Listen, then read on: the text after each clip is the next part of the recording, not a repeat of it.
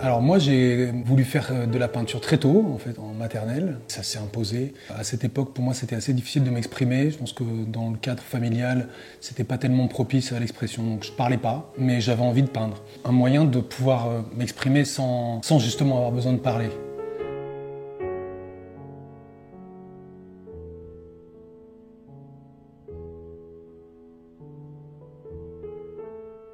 Donc j'ai fait une école de dessin à Lyon, suite à des études générales qui étaient plutôt catastrophiques parce qu'il n'y a rien qui m'intéressait en dehors du dessin et de la peinture. Donc j'ai rejoint une école de dessin à Lyon qui forme à l'illustration.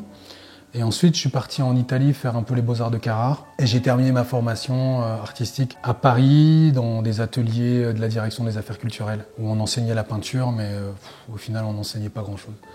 Et puis ensuite je suis descendu sur Nice. Je suis revenu à mes origines parce que moi je suis né à Grenoble mais ma famille est niçoise et mon père donc par le boulot a dû beaucoup déménager. Donc au début comme j'avais pas d'atelier, que j'étais un peu dans des tout petits studios brinque-ballés à droite, à gauche, mais que je voulais pas arrêter, que la peinture c'était trop compliqué, on pouvait pour transporter des châssis, des toiles, du matériel, c'était vraiment pas pratique. Donc j'ai commencé à dessiner sur des pages de livres, complètement par hasard en fait, un bouquin que j'ai trouvé dans la rue et j'avais pas de papier pour dessiner et j'avais vraiment besoin et envie de dessiner.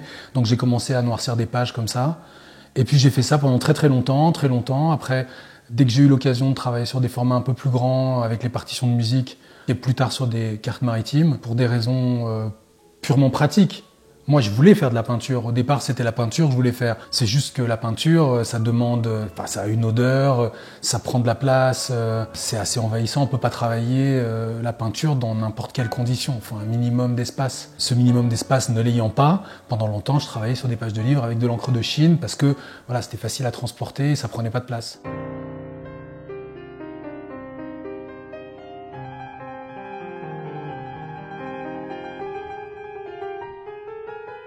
Dans la Villa Caméline, c'est ma première exposition personnelle. Ouais.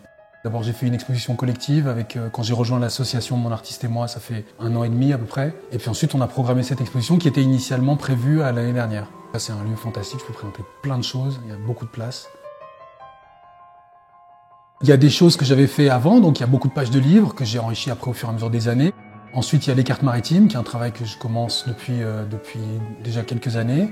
Et puis plus récemment, depuis que j'ai un atelier, il y a de la peinture. Donc là, dans ma peinture, je prends une direction vers des espaces, des territoires abandonnés. Donc ça se prêtait bien au lieu, mais ça n'a pas été fait pour le lieu. Certaines pièces, si. Le grand escalier qui est dans la montée, c'est quelque chose que j'avais prévu pour le lieu. On a réuni pas mal de choses assez différentes, mais finalement, la maison étant agencée avec beaucoup de pièces différentes, c'était assez pratique de présenter différents univers et de faire que tout fonctionne assez bien.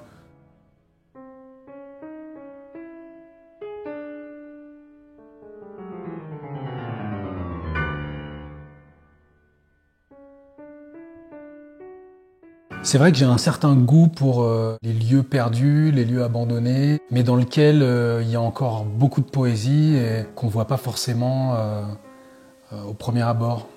Ce qui m'intéresse, c'est de faire cohabiter des espaces qui n'ont pas forcément, qui cohabitent pas normalement ensemble, mais la rencontre de ces différents espaces crée de nouveaux espaces qui sont mystérieux, qui sont inattendus, qui interrogent. C'est des lieux qui ont beaucoup de poésie, dans laquelle il peut s'opérer une forme de magie.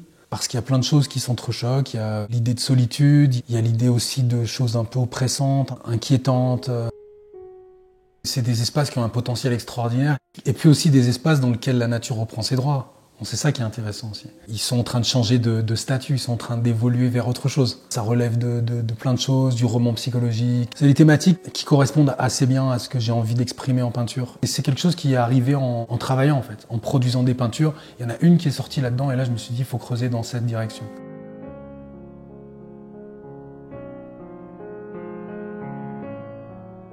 Après, le pourquoi cette peinture-là elle est sortie, sûrement une explication, mais est-ce que ça vaut le coup de la chercher, je sais pas.